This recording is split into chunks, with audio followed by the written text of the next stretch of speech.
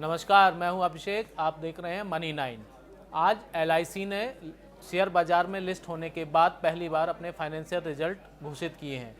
इसके साथ ही एलआईसी ने पहली बार अपने शेयर होल्डर्स को डिविडेंड देने का भी ऐलान किया है। इस डिविडेंड का शेयर धारकों के बीच काफ़ी बेसब्री से इंतज़ार था, क्योंकि एलआईसी के आईपीओ में जो शेयर होल्डर्स पहले ही अपने हाथ जला चुके हैं, उन्हें शायद उम्मीद थी कि एलआईसी डिविडेंड देकर उनके इस नुकसान की भरपाई करेगी।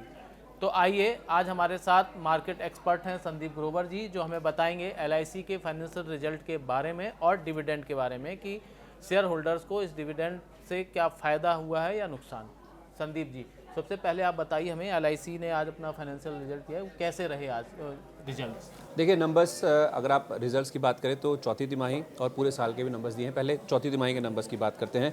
आप इनका जो नेट प्रीमियम इनकम है वो देखेंगे चौथी तिमाही में, तो वो करीब 18% के आसपास बढ़ता हुआ दिखा है। 1,44,000 करोड़ रुपये के आसपास का नंबर आया है। तो प्रीमियम के हिसाब से देखें तो नंबर ठीक है, लेकिन जो नेट प्रॉफिट यानी कि जो मुनाफा कंपनी कमाती है उसमें अगर आप चौथी तिमाही में बात करें तो 18% के आसपास की कमी आई है। 2,917 करोड़ का नंबर इन्होंने पोस्ट किया था पिछले साल की इसी तिमाही में, उसके मुकाबले 2,400 करोड़ रुपए के आसपास का मुनाफा है, यानी कि 17.5% के आसपास की कमी देखने को मिली है। कह रहे हैं कि प्रीमियम तो बढ़ा है, लेकिन जो उस पर प्रॉफिट होना चाहिए वो नहीं हुआ। इसका मतलब इनके खर्चे बढ़े हैं। पॉलिसीज जो बिक रही हैं वो तो बिक रही हैं, उसमें ग्रोथ देखने को मिल रही है। मैं उन्हें डिटेल्स में आ रहा था जो आप समझने की कोशिश कर रहे हैं कि इनका जो मुनाफा कम हुआ है, उसमें अगर आप डिटेल्स में जाके देखें, इन डेप्थ अगर आप नंबर्स की एनालिसिस करें तो इनका सॉल्वेंसी रेशो होता है जो किसी भी इंश्योरेंस कंपनी के लिए इंपॉर्टेंट होता है, वो तो बढ़कर आए 1.76 के मुकाबले 1.85 आया है। लेकिन इंटरनल्स में आप इनकी परसिस्टेंसी रेशो देखें, शॉर्ट टर्म और लॉन्ग टर्म, जो 13 महीने की और 61 महीने की आती है, उसमें आप देखेंगे जो लंबी अवधि की यानी कि 61 महीने की है उसमें तो आपको बढ़ोतरी दिखेगी। 54.5% के मुकाबले 55% के आसपास का नंबर है परसिस्टेंसी रेशो का। लेकिन 13 मंथ की यानी कि जो छोटी अवधि की जो परसिस्टेंसी रेशो है उसमें आप देखेंगे 74% के मुकाबले वो घटकर 70% के भी नीचे चली गई है। अब आपके मन में सवाल आ रहा होगा कि आखिर ये परसिस्टेंसी रेशो होती क्या है? मैं वही पूछने देखिए, ये परसिस्टेंसी रेशो वो बताता है कि आपके जितने भी शेयर जो पॉलिसी धारक हैं वो पॉलिसी का जो प्रीमियम का भुगतान है टाइमली कर पा रहे हैं। मान लीजिए आपके 100 पॉलिसी धारक हैं, उसमें से अगर पहले आपके 74 पॉलिसी धारक टाइम पे भुगतान कर रहे थे प्रीमियम का, उसके मुकाबले अब 70 के नीचे आ चुका है।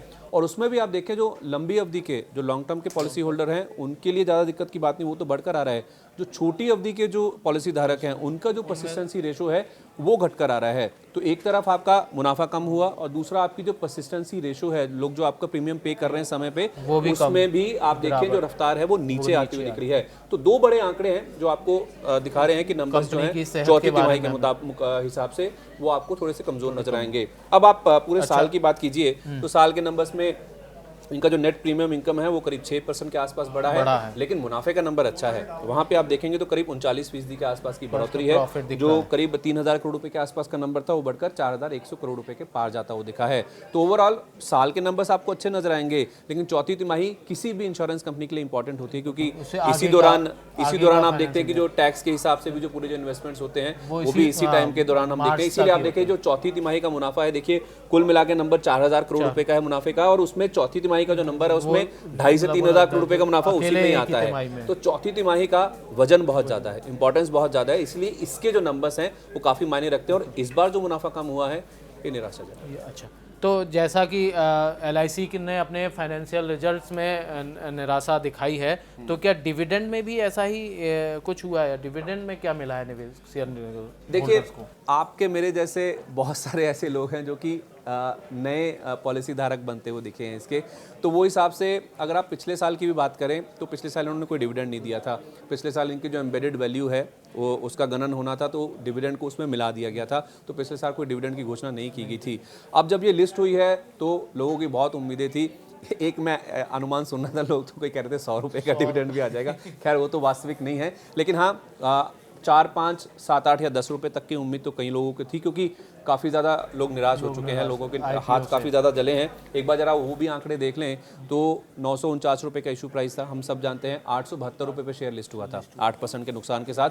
और जो लोग अभी भी बने हुए हैं जिन्होंने शेयर नहीं बेचा है, उन्होंने 801 रुपये तक का जो डाउन साइड है यानी 15% तक की जो अपनी रकम है वो खोते हुए देखा है। हालांकि आज की क्लोजिंग आप देखें तो 837 रुपये के आसपास की है, तो अभी भी करीब 12% के आसपास का नुकसान लोगों को हो रहा है जो अभी भी इस शेयर को होल्ड कर रहे हैं। तो उस लिहाज से केवल 1.5 रुपए का डिविडेंड दिया गया है। मतलब पर इक्विटी शेयर 1.5 रुपए 1.5 रुपए का डिविडेंड दिया गया है। कितना नुकसान की भरपाई कोई मतलब तो वो हिसाब से उम्मीदें बहुत ज़्यादा थी, अब पहली बार डिविडेंड दिया है तो आप ये भी नहीं कह सकते कि पहले इतना देती थी या इतना अनुमान था, इस तरह से था।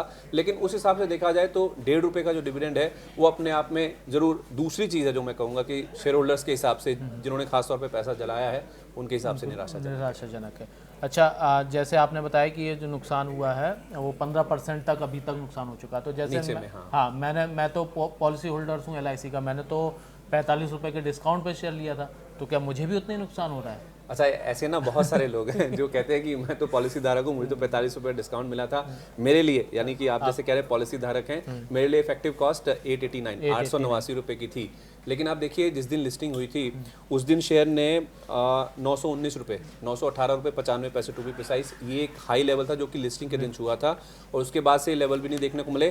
और 889 रुपये का जो प्राइस है जो पॉलिसी धारक का, वो भी प्राइस आज तक स्क्रीन पे नहीं देखने को मिला है। तो उस लिहाज से देखा जाए तो जो पॉलिसी धारक जिसकी 889 रुपये की कॉस्ट थी उससे भी 6% ये स्टॉक नीचे ही है। आज जो 837 रुपये, हाँ जो 837 रुपये की क्लोजिंग हुई है आज की, उसमें भी आप देखें तो 6.25% के आसपास का आपको नुकसान ही देखने को मिला है। मैं तो सोच रहा था कि डिविडेंड से शायद मेरा नुकसान थोड़ा कवर अप हो जाएगा। बिल्कुल नहीं, वैसा बिल्कुल नहीं देखने को मिला है। यही कारण है, जैसे मैं कह रहा था कि लोगों ने जिन्होंने अपने हाथ जलाए हैं LIC की लिस्टिंग से, जो नुकसान कर रहे हैं, उनको यही उम्मीद थी कि शायद बड़ा डिविडेंड आ जाएगा, उसी से हमारी भरपाई हो जाएगी, कैपिटल एप्रिसिएशन तो छोड़ दीजिए, हमारी रकम ही हमें वापस मिल जाए। तो 1.5 रुपये का वो जो नंबर है वो कुछ भी नहीं है मतलब हमारे लिए।